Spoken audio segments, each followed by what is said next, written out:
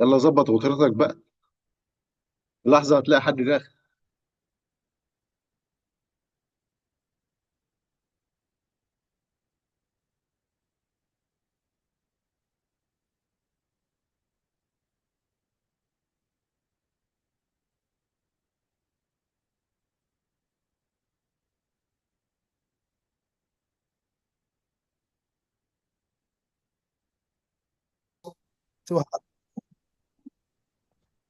Well, it is an honor for me too.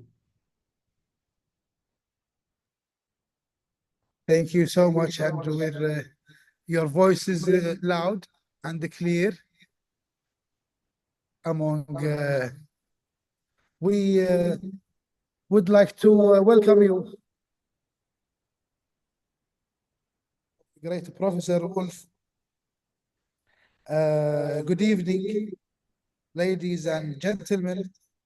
On behalf of the Kuwait Economic Society, I'm honored to welcome you all to the special session titled Beyond Capitalism, Visions for an Equitable Future. Tonight, we are privileged to host one of the world's leading economists and critical thinkers, Professor Richard D. Wolf. Professor Wolf is a professor high-ranked in economics at the University of Massachusetts and other half a dozen universities that he taught in. And he's internationally renowned for his groundbreaking work on the flows of modern capitalism, the possibilities for democratic economic alternatives.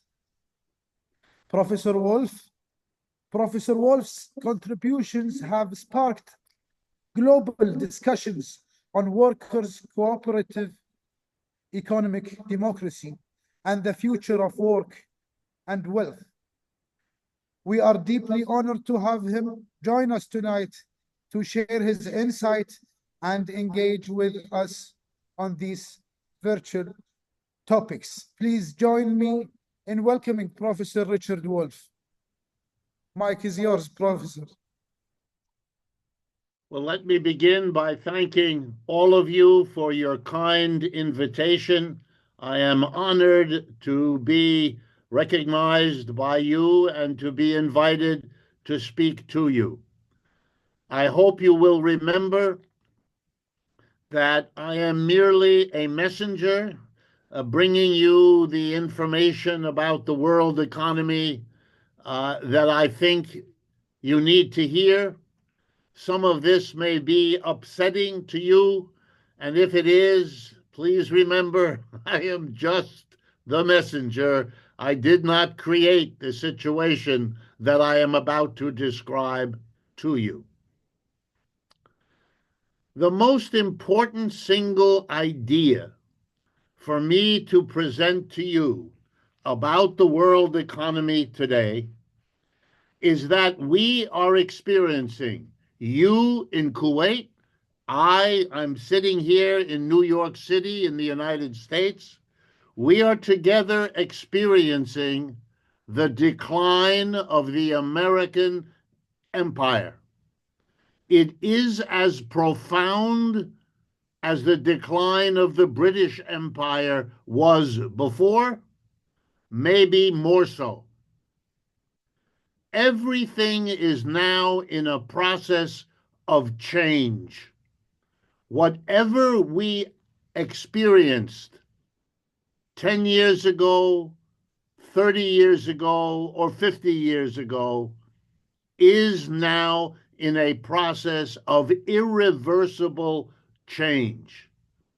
Let me give you just a few examples.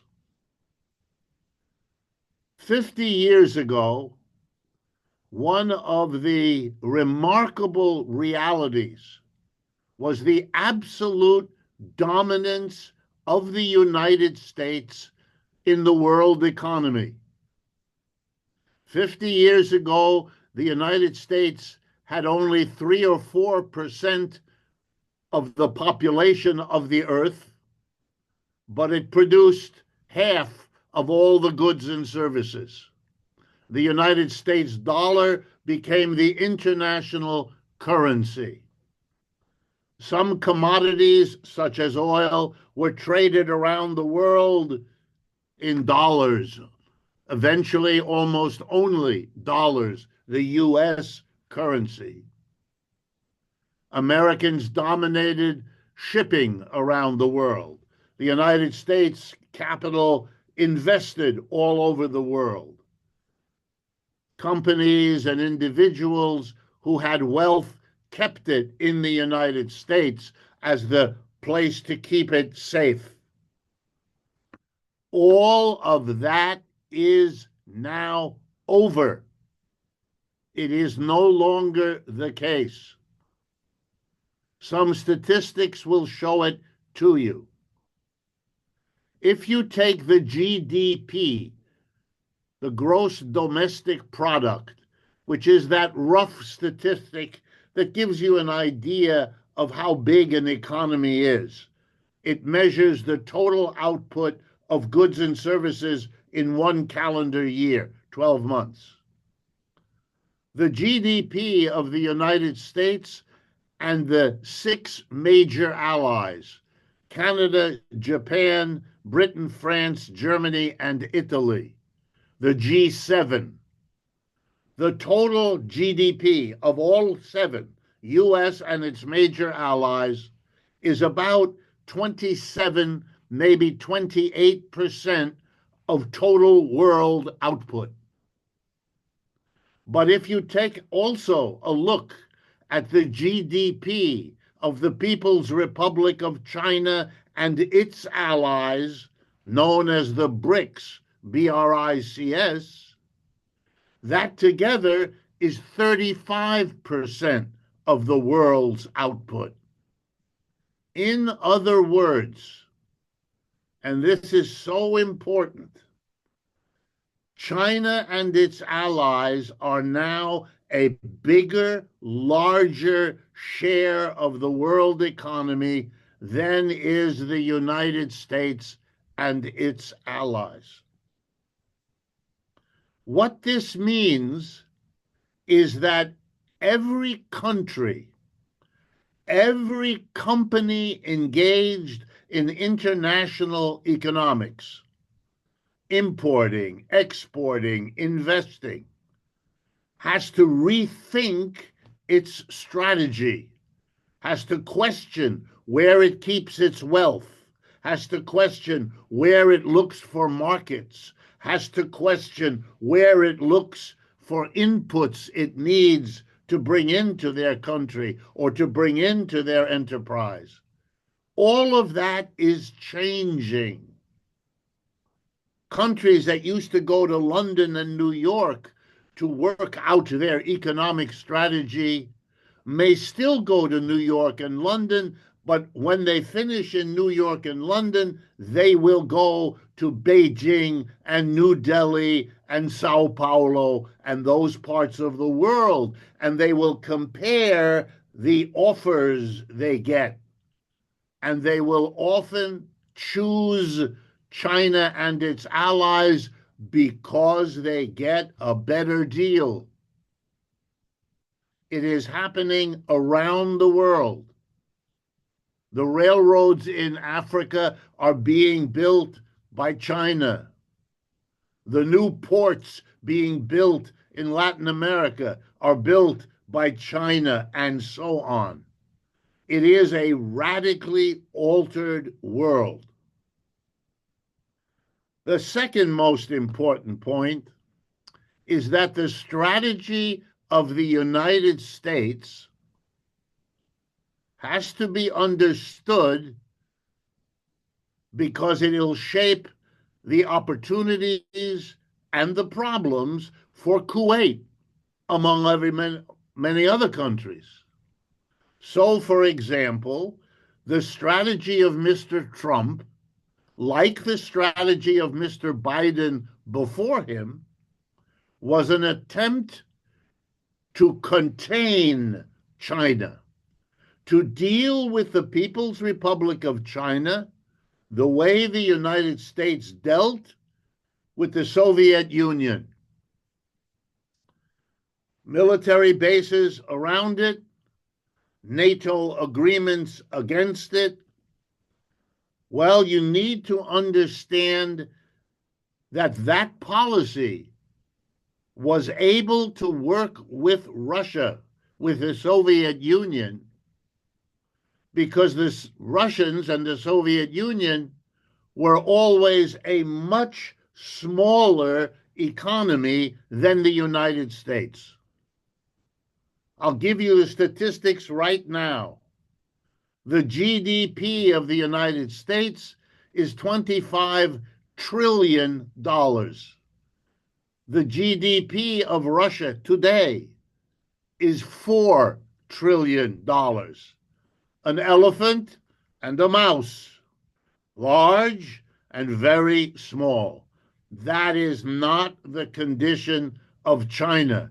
China, especially by itself, but China with the BRICS, is an immensely larger reality than the Soviet Union ever was. That's why the containment policy for the Soviet Union is not an appropriate, rational strategy for the People's Republic of China. And I tell you that because containing China has been the policy from at least the presidency of Barack Obama, and it includes Obama, Trump, and Biden, and it has not succeeded. China keeps growing economically faster than the United States. This has been true now for 30 years. Just to give you one statistic, in the year just finished, 2024, the International Monetary Fund, the IMF, tells us that the United States economy, GDP, grew 2.8%. The IMF says that the Chinese economy grew 5%, double, and that the economy of India grew 7%, almost triple. In other words, the gap between China and its allies and the G7, the US and its allies, that gap, which already favors China, is growing larger in the favor of China. That is the reality of the global economy. In that context, let me turn next to the policy of the government of the United States right now. I think you should understand it as a policy based on desperation, because the effort to contain China has failed. Extreme actions are being taken. The two most important extreme actions are, number one, closing large parts of the federal government in the United States, firing hundreds of thousands of federal employees, closing ministries, closing foreign programs, domestic programs, everything. That's a very extreme action. We have not seen that in the last dozen presidents. The second thing is the decision by Mr. Trump to impose tariffs literally on the whole world, on every country, some more, some less, and to do it in a chaotic way. Sometimes the tariff is very high, then it is lowered, then it is raised again. And this can happen within a few days or a few weeks.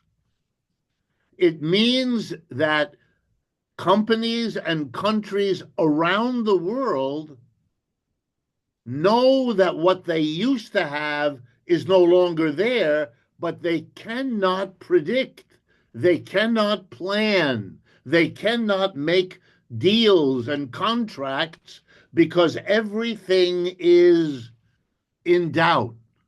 Shipping companies don't know where their ships will be. Will they get a cargo for the ship from here to there the way they used to or not? Impossible to make plans. So we are beginning to see here in the United States right now the beginnings of a recession, a downturn in the economy.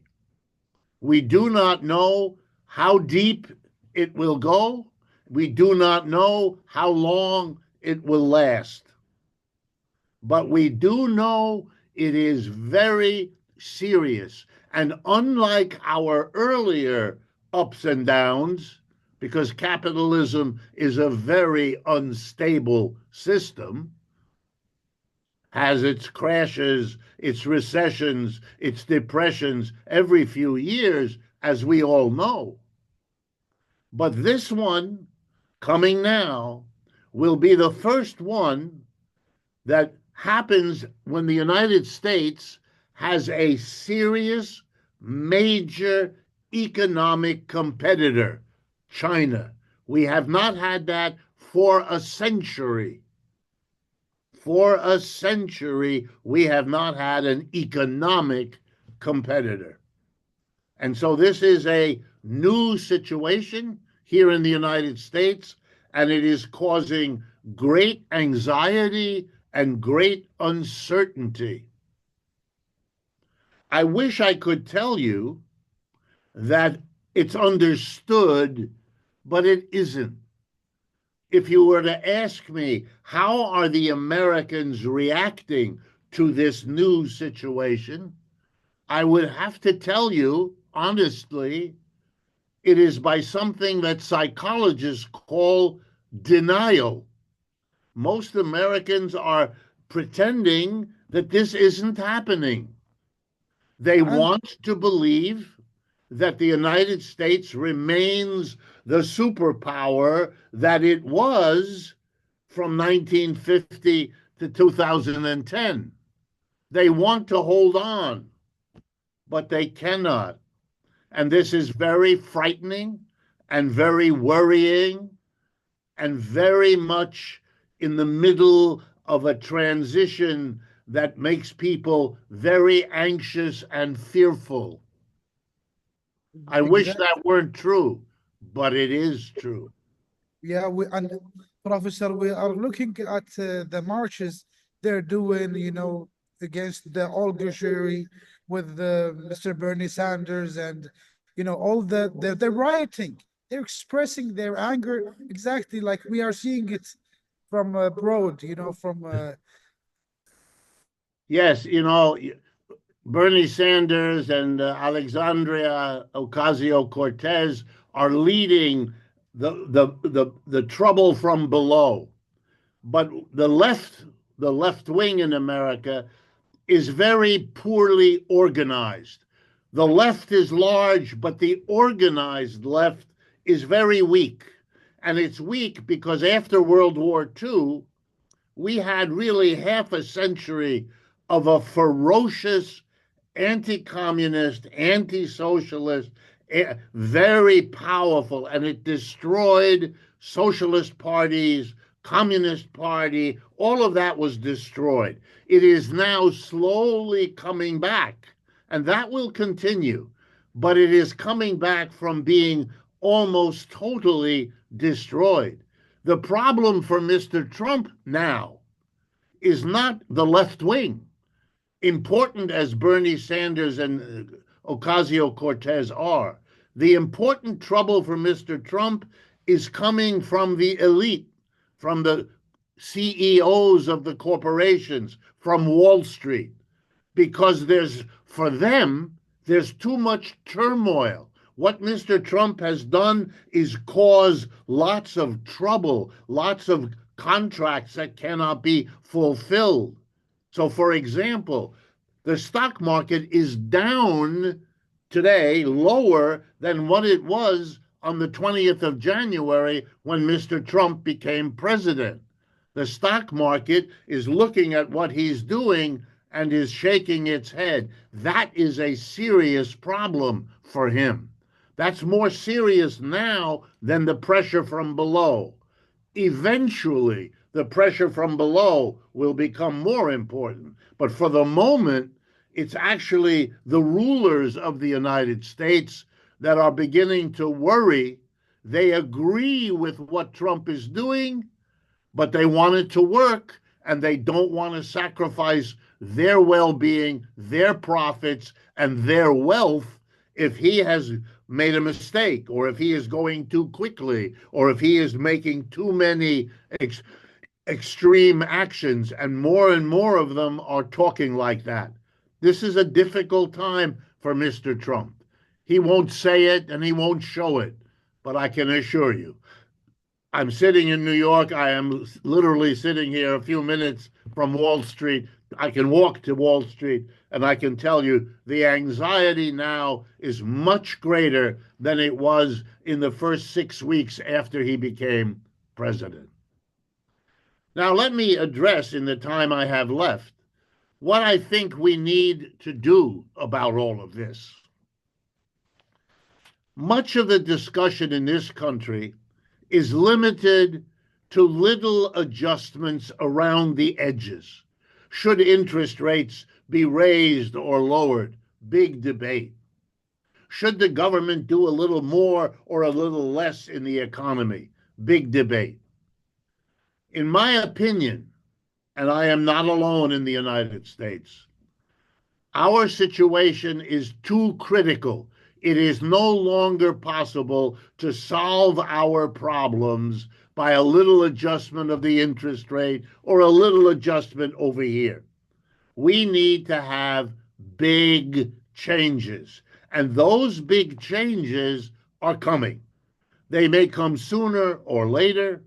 They may surprise us in how they become part of the national conversation, but they are coming. Of that, I am sure. And here's what I mean. We organize our enterprises, as I assume you do in Kuwait and as much of the world does, in the following particular way.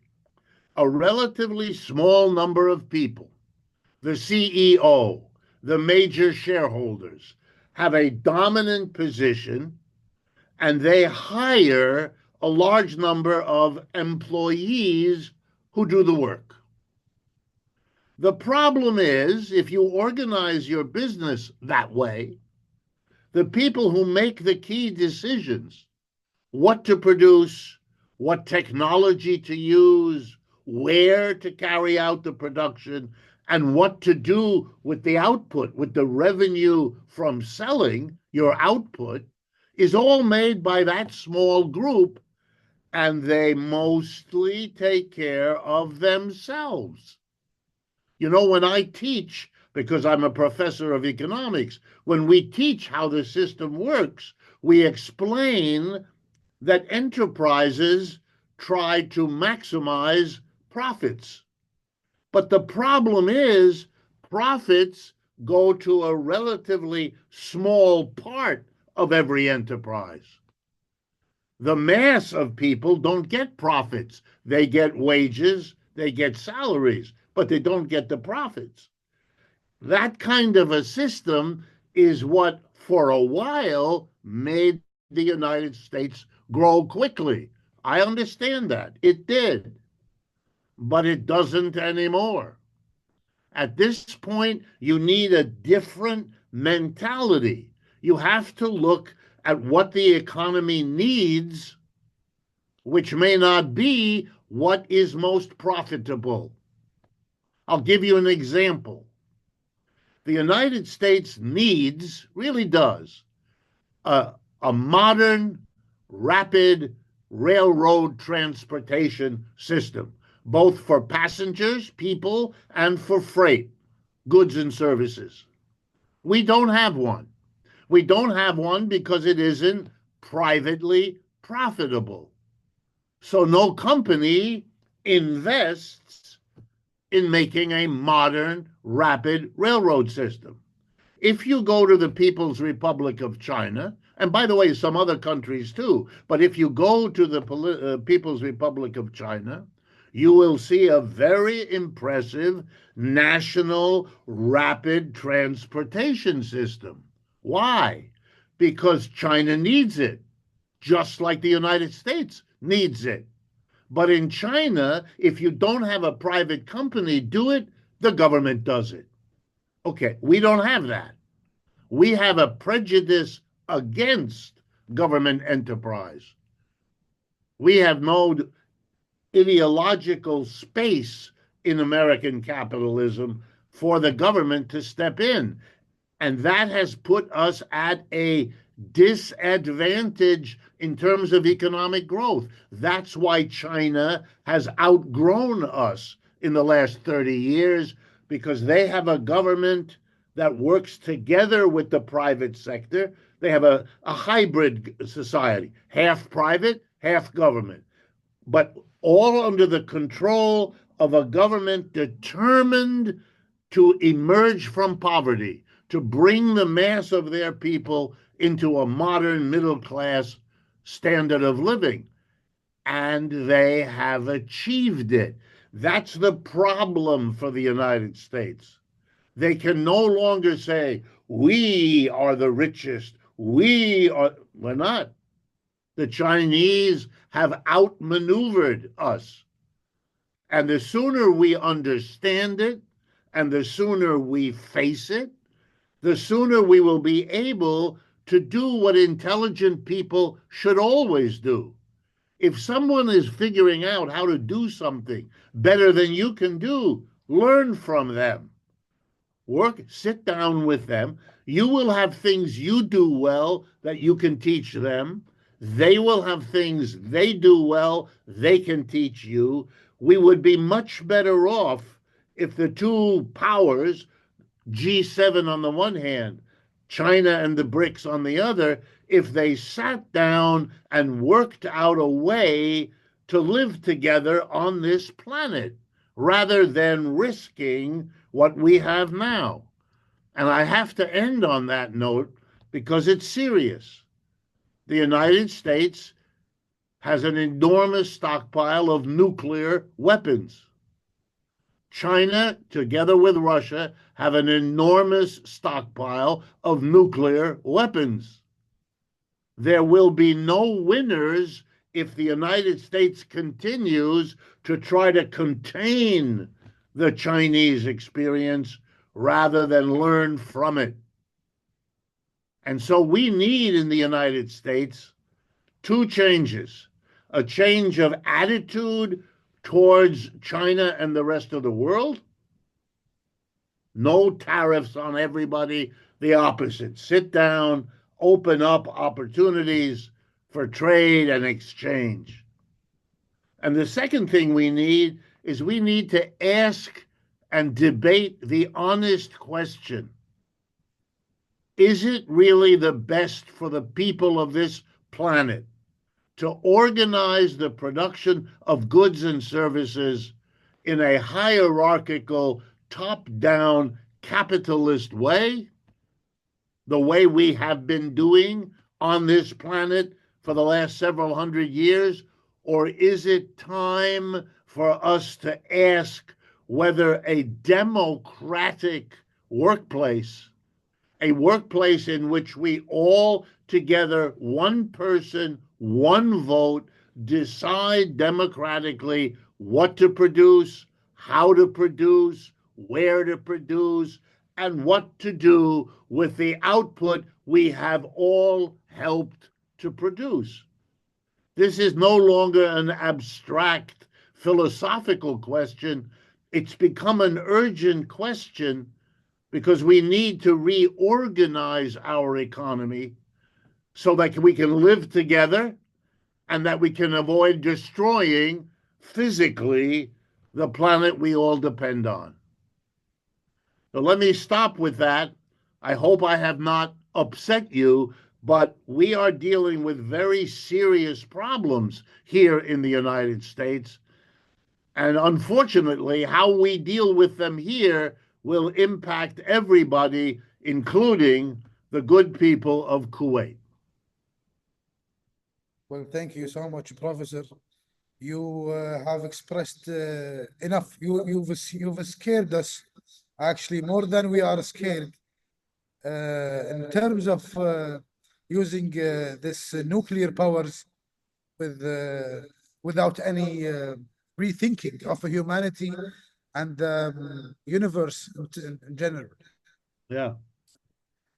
Well, let's go to Gaza crisis and the billions and billions spent by the American government and the unlimited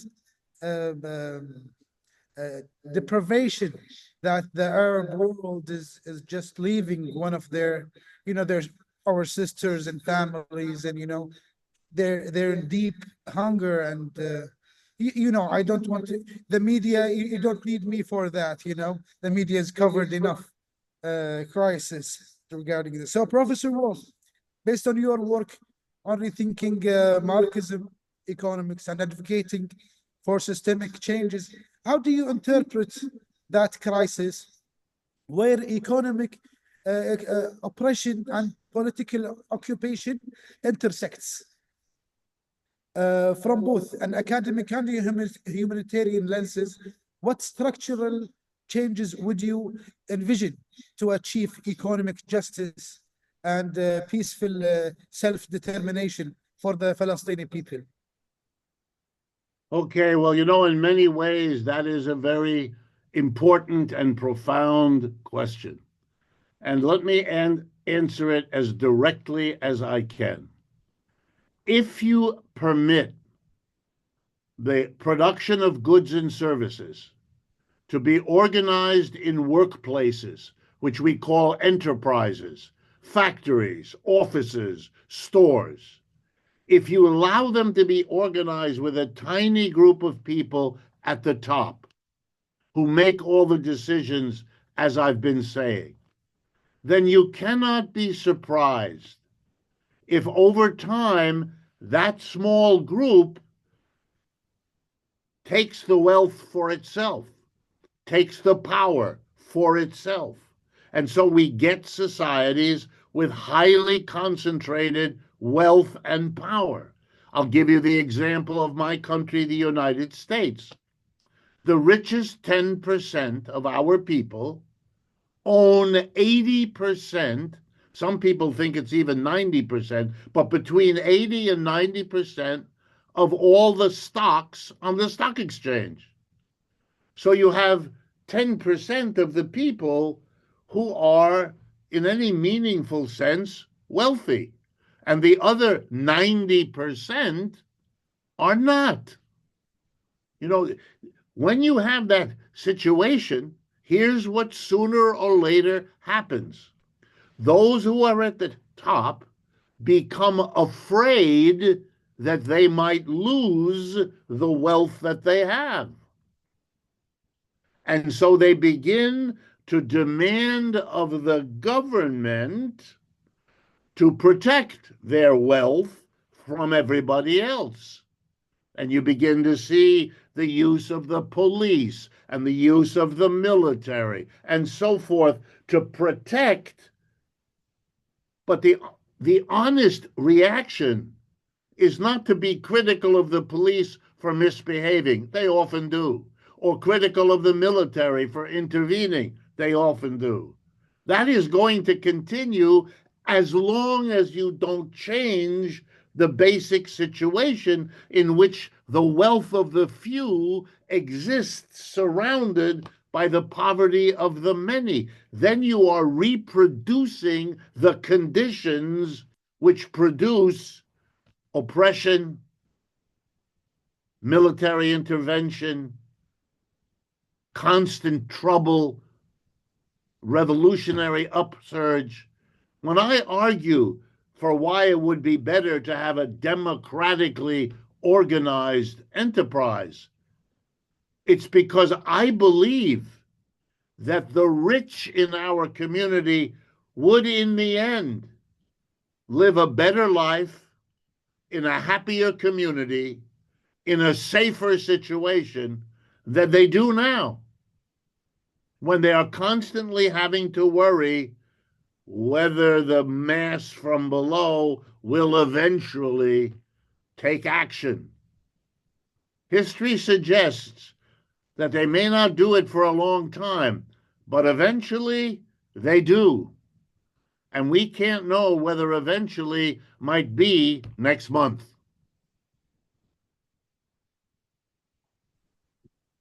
Exactly. Well, Professor, in that sense, we've seen such models as communism and capitalism, where the rich are going towards the poor, eating them, and the communism where the poor are just feeding on the rich. Where do we see the people actually after Mr. Trump's latest actions in the States? They're looking for a new model to be really fair and standing on moral ground. In that term, where do you think, how do you vision it? And what's exactly the main pillars for such a system? I think you are right. I think the people who voted for Mr. Trump have that hope. They believe that he will somehow bring back, because they imagine a history that was different. By the way, that is a false memory. It's not a genuine memory. To go back in American history is to go to even more inequality than we have now. So here's the best part of my answer for you. I think what we are going to see is that Mr. Trump's policies will do nothing to change the basic inequality in the United States. You can already see that. He is taking away workers' protections. He's taking away trade union protections. He is behaving in a way that employers like, but the workers, the vast majority, do not. And when they realize, which may happen in a few weeks, may take a couple of years, but in a very short historical time, the mass of people who voted for Mr. Trump are going to see that what he does is not changing their basic situation. And when that happens, I think you will see, and it may surprise you, you will see the American working class shift quickly and massively from the right, Mr. Trump, to the left. They will then be the mass supporters of Bernie Sanders, Ocasio-Cortez, and people like that, because they will have tried the right-wing response. It didn't solve their problem. Now they will listen to the left-wing response. And that will mean, again, huge adjustments. And I'm confident of this because the last time American capitalism really stumbled and fell was the period of the 1930s, little less than a century ago, when for 11 years we had massive unemployment, collapsed businesses, real poverty, and the American people, the working class, went to the left. They supported the most progressive president we've ever had, Franklin Roosevelt. It was in those years that the government established the Social Security system. Everybody who's 65 gets a pension for the rest of their lives. That was the first time we had unemployment insurance. The government gives you a wage whether you're working or not. That was the first time we declared a minimum wage. And it was the first time that the government hired and paid 15 million unemployed people so they had work and income. This was a left-wing program supported by the socialist and communist parties in the United States, who were big at that time.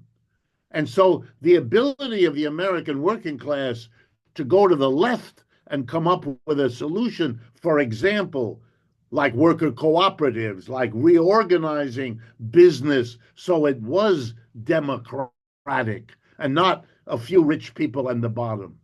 You know who's become very unpopular in the United States and unpopular in 3 months is a man whose name I think you know in Kuwait, Elon Musk, and his Tesla automobile, you know, the man who developed the electric car. Well, when Mr. Trump was elected, he was so popular that he was like the real vice president, not Mr. Vance, but Mr. Musk, because you would see him with the president every day, and he was in the cabinet meetings. He is now a man who cannot go to a local restaurant because people will scream at him. People who purchased a Tesla car now keep it in a garage because if you leave it on the street, people will mark it, they will burn it. You know, this man went from the genius who everybody thought is wonderful to a man that everybody thinks is awful. It only took 3 months, you know, and the I don't know if you follow it, but the shares of the Tesla company on the stock market in these 3 months have dropped 70% in 3 months. If you invested in Tesla, you lost your shirt. You have no, that's how fast this can go. And what happened to Mr. Musk can happen to Mr. Trump and can happen to Mr. Vance. And all of that is very shaky because the basic conditions have changed. Yeah, well, in that term, I think we know better in the shorts market. We've been shorting his stocks a few months ago. Well, in terms of the federal as a whole in the States, it's based on cumulative knowledge that's been built over the years. And destructuring it and centralizing it in such a short term just to cut costs without studying the effects of how it's I think this is just a nonsense. It's a complete nonsense. Yep, it is a complete.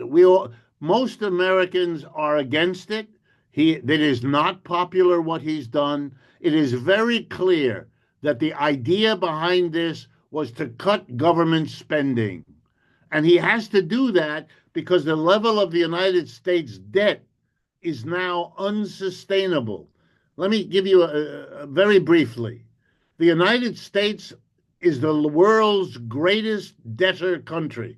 That is, we owe the rest of the world more than any other country does. Okay? And recently we have been running enormous budget deficits. That is, our government each year spends trillions of dollars more than it raises in taxes. And the two major reasons are wars, because the United States is forever in Vietnam, in Afghanistan, in Iraq. I mean, you know the story. Much of it is in the Middle East. Now we have an enormous one in Ukraine, and the United States provides weapons and funding to Israel, as you know. So these are enormous expenses, and we couldn't do it as a nation if we taxed people. The opposition inside the United States to all of those wars would have been enough to prevent the war from happening if you had taxed the people. So we cannot fight wars and have taxes. Wars have to be based on borrowed money. because the people would revolt if you dared tax them.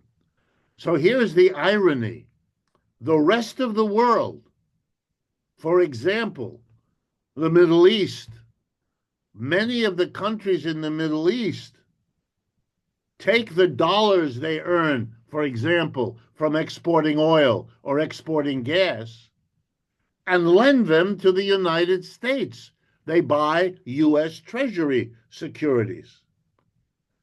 By doing that, I hate to tell you this if you're not aware of it already, although I'm sure you are, it means that governments in the Middle East who are opposed to Israel in the issues with the Palestinians, they are opposed and their opposition is genuine, but when they buy U.S. Treasury bills, they are funding the Israelis who they criticize. That's how this works. You know, it's the same as with China. China is a major creditor of the United States, which means even though China opposes the United States, for example, in Ukraine, China is also enabling the United States to support Ukraine by lending them the money that they use to do that. That's the irony of the way it works. But the level of borrowing that the United States has indulged has now reached the point where the lenders are no longer willing to lend to the United States because it's too risky. 2 weeks ago, the Japanese, who are the largest single creditor of the United States, Japan is the number one creditor, China the number two. Japan showed a hesitancy to lend anymore. And it was a shock here in the United States. And so they need to stop borrowing so much. And so they've decided to close down the government. You're absolutely right. This is not about efficiency, because what they're doing is the most inefficient way possible. Any real serious efficiency study has to take time to look closely at what people are doing and how they are doing it and how you can do it better. That is difficult. That is time consuming. It needs experts. They're not doing anything. They're going into offices and saying, there are 5,000 people here. You're all fired. That's it. The whole thing takes 10 minutes. You know, and Elon Musk with his chainsaw was there in front of the TV camera doing that. That's why everybody hates him now. He is the bad man who destroyed hundreds of thousands of people's jobs and the families that depended on those jobs and the communities that depended on those people. All of that is causing more and more of a change of opinion. The polling of Mr. Trump keeps going down. Starting when he was elected, it down, down, down. You may be seeing very big changes here in the United States, and you may be seeing them much sooner than you might have imagined. Well, might we see an impeachment? The Democrats have begun talking about that. That's another sign. They didn't talk about it last month. They didn't talk about it the first 2 months of his presidency. But things have gotten so bad so quickly that over the last 2 weeks, we have seen leading Democrats beginning to talk about what would be the third impeachment. He's already been impeached twice, the third impeachment. Now, that can't happen right away because the Republican Party controls the parliament. But the elections that are scheduled for November of next year, November 2026, if they swing to the Democrats, it's already very close in the House of Representatives. The Democrats only need 4 or 5 seats out of all 400, and they can do that. then they would be in a position to do that, to go in that direction. And that's very serious. And that's also eroding Mr. Trump's support, because now American corporations who were eagerly trying to get in the good graces of Mr. Trump are now backing away from him. They don't want to be seen as too close if he then loses. These are all signs of the shakiness. So when you see Mr. Trump, I will do this and I will hit you with a tariff, this behavior is a piece of theater. You should understand it as carefully choreographed theater. It's not the reality. Well said. Well said, the professor. I think that puts it in a very perfect form, how we are seeing this play going on, and we want to take an action in it, especially with actually expressing ourselves and just reading our history, because history keeps repeat itself. Yes. If we don't rebuild and know what just happened, that kind of remind me of that National Socialism that Adolf Hitler started it before all the massacre, all the wars and stuff. He after the oppression, all the propaganda from the Jews owning 7 out of 9 newspapers in Berlin and controlling the theater, and all the transsexuals stuff, and the German man, and I know that you are half German, Right. Professor. Yeah. They saw Berlin as Las Vegas of its time, let's say, in terms Yeah. of Sin City. So But the, back to the National Socialism, from the sense of a concept. What do you think about it? well, I think National Socialism is in fact what Mr. Trump is trying to do. He is smart enough to know that he can't call it that. He cannot, in the American political system, say that. You have to say you're anti-Nazi, you're anti-fascist, all of that. That's necessary. But in practice, yeah, he's very much.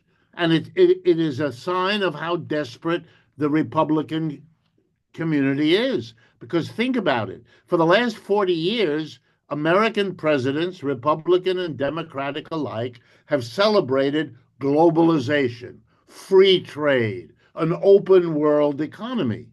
Mr. Trump is doing the opposite. He's against free trade. He is imposing sanctions. He's imposing tariffs. That is massive government intervention in the economy. It's economic nationalism. It's the opposite of what they had before. Why would they make such an enormous change? And remember, the ideology of the American elite is laissez-faire, the French might say. Let the government, no government, minimum government, everything is better if private enterprise does it. That's been their ideology.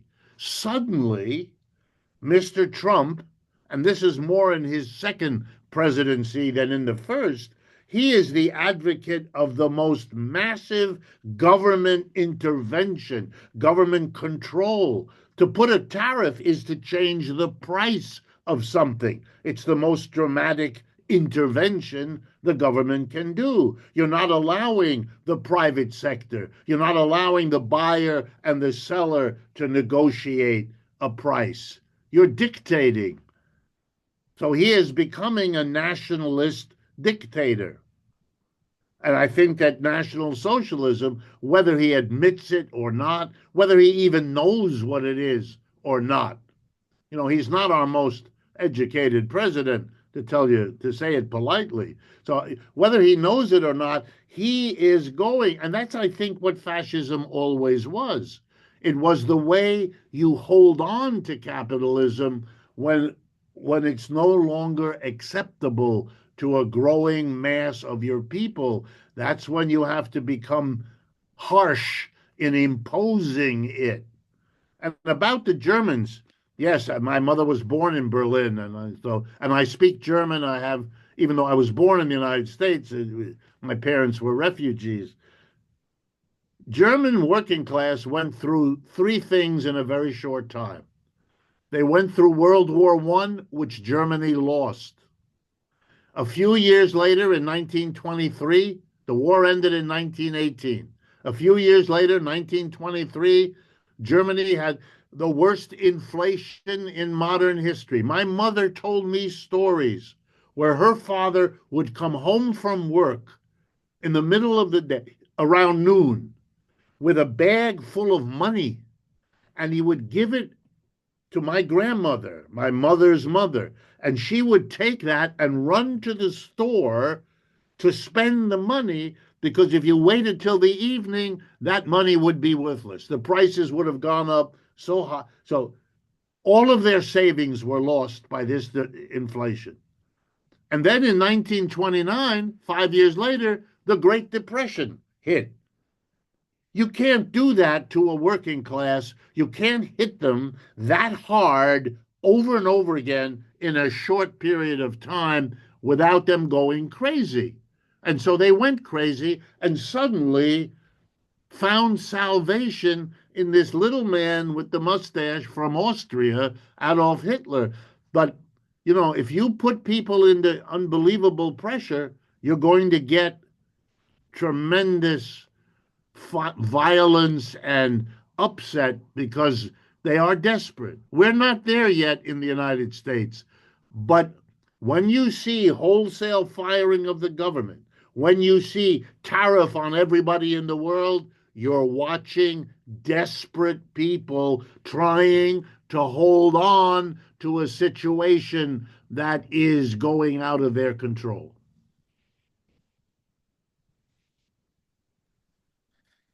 Yeah.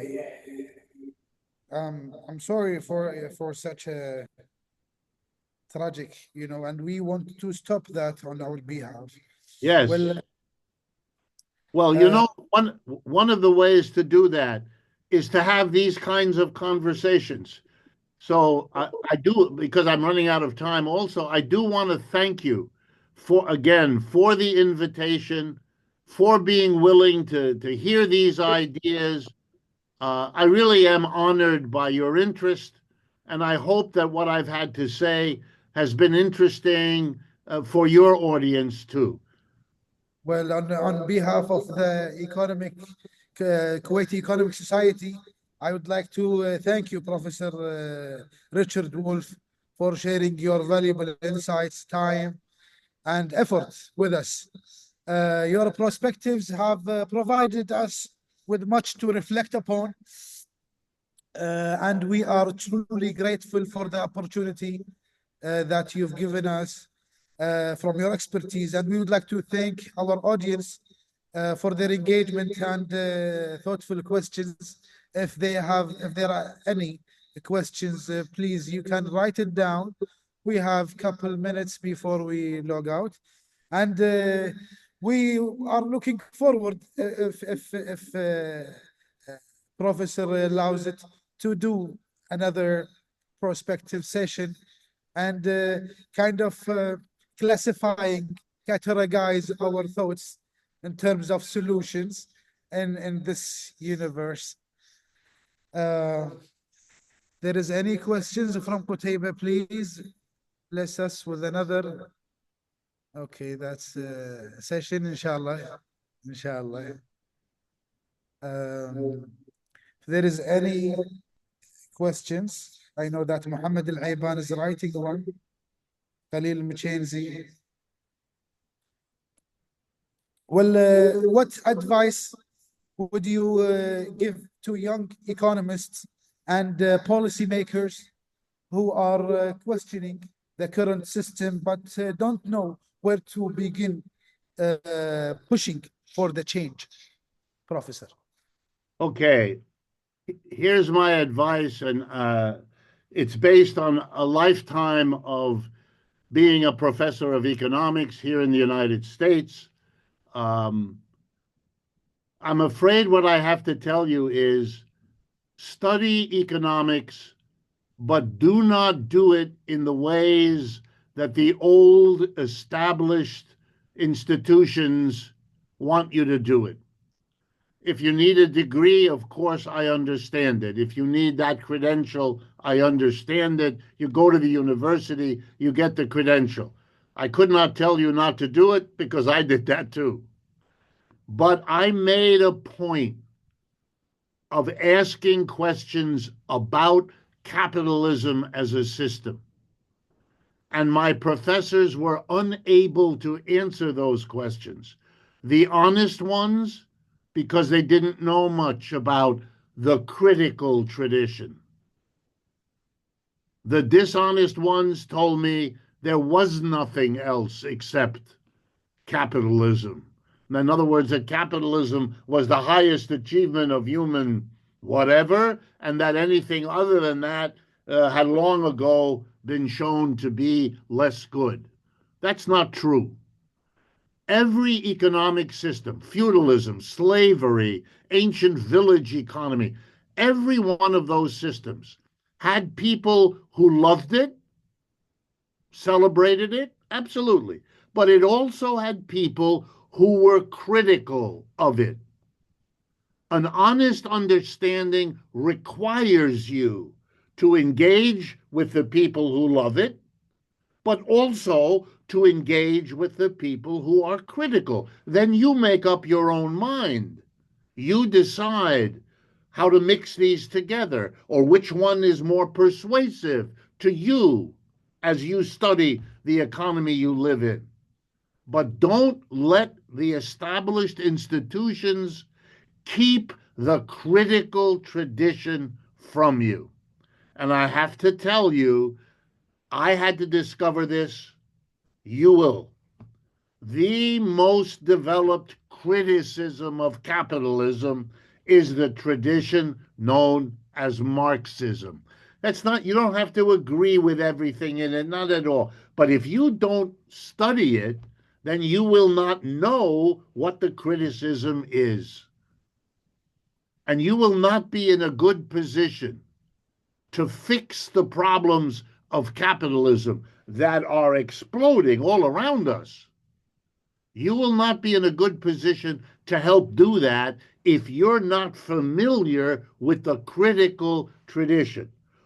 And all that the Marxian tradition has is the thinking and the experience of people who've tried to do better than capitalism.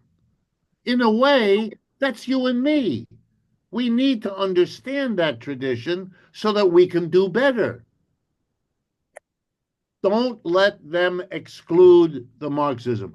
And if you come to the United States, I have to tell you, the vast majority of our institutions do not teach you. They do not hire Marxists. They do not permit them to teach. I teach, I've taught all my life in the United States. Why? Because I am a product of the elite schools in this country. I went to Harvard, which you probably heard of. Then I went to Stanford, which you probably heard of. And I ended up my education at Yale University, which you probably heard of. That's why you see me now, because I am okay. I am okay, you know. I have the blessing of the established universities. So I'm here to tell you, they didn't teach me to be critical. I had to learn that by finding that institution. Then I found other students interested like me, and we learned it together. We eventually found a professor here, a professor there who would help us. But we had to do that. You will have to do that too. If you do, if you learn from the critical tradition, you will be much more able to identify the problems and to come up with creative solutions to those problems. Whereas if you take the conventional education and just do that, you're going to be as lost about what to do as the people running our countries now are lost. Exactly. We have a question regarding the oil, giving the high dependency on oil, giving the shift of the power we see from the west to the east. What can be done from economical standpoint the GCC countries can implement to adjust to the shift? How can we go along this transaction? Can you elaborate, Professor? Yes, I think your best option is to seriously depart from the notion of profit determining what you do. Profit should not be the bottom line, the end goal of whether or not you drill for oil or you frack for gas or whatever you do. There are now multiple different sources of energy: solar energy, wind energy. These are safe, these are limitless in quality. These are the directions you ought to go into. If we can find ways, we haven't yet, but if we can find ways to tap nuclear energy in a safe way, then those also would be directions. But I understand oil has a specific meaning in places like Kuwait, but oil has been a source of energy that has caused unspeakable suffering. Yes, it has brought heat and it has brought electricity and it has brought the benefits we all know about. But it has also brought unspeakable inequality, horrible warfare, clashes that are dangerous and have been dangerous, and nowhere more so than in your part of the world, because you have so much of the oil and gas under the soil where you live.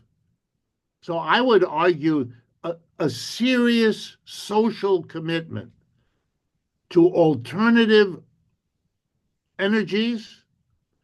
And then I would argue likewise to two other things: reduce the need for energy. I'll give you an example. It's very well known in the United States that the best way to move people from where they live to where they work, or from where they live to where they buy and sell, their food and their clothing and their shit. The best way to do that is the railroad, the rail. Many fewer people are killed, many fewer people are injured, and much less energy is used to move a rail car with 50 people in it than to have 50 automobiles. So we ought to have a system, global, where we build the railroads, the modern, fast, comfortable, elegant railroads, because it saves our people and it saves our planet. And the last thing, which is also not governed by profit, is that these things should be distributed everywhere. There shouldn't be some places that have the energy, whatever it is, and other places that don't, because that leads to tremendous conflict about getting your hands on it. Look at what Europe did. Once it understood the importance of oil, it rewrote the history of your part of the world. It defined the countries. It defined rulers. It did what it did to control. Look at the history of the United States in relationship to Saudi Arabia or to Iran. It's all governed by jealous, profit-driven. That has to change, or else we will continue to suffer. So I would argue that nowhere would it be better than in your part of the world. You take the leadership of spreading the reliance on energy systems. Oil and gas have their place, but the other ones and using less of it in our societies and spreading it more equally around the world, that would be a much better way to develop the energy part of our economy than what we see now. Lovely, lovely. Thank you so much, bro. I have a couple of questions. Do you have time or your No, call? I'm afraid I have promised. I have an interview next with India, with people in New Delhi, and I'm already 7 minutes late, so I need to go. But I Well want done. to thank you. I really mean from the bottom of my heart, thank you, all of you, for your interest. And yes, let's do this again in the future. Inshallah, inshallah. Well, I will be honored. Thank you all. And we wish you a pleasant evening. Thank you so much, Professor Wolf, for your time and effort. Thank you so much. My And pleasure. Thank you. yeah, one last thing. We've been followers for you since the underground church in Washington Square, where you used to. Yes. Well, may your work, inshallah, flourish. And we see these changes, and we definitely need to think outside of the box. Thank you so much, Professor. Thank you, everybody. This will be recorded, inshallah, and the YouTube channel for our community. Thank you so much, all. Alhamdulillah. Bismillah wa salatu wa salam ala Rasulillah.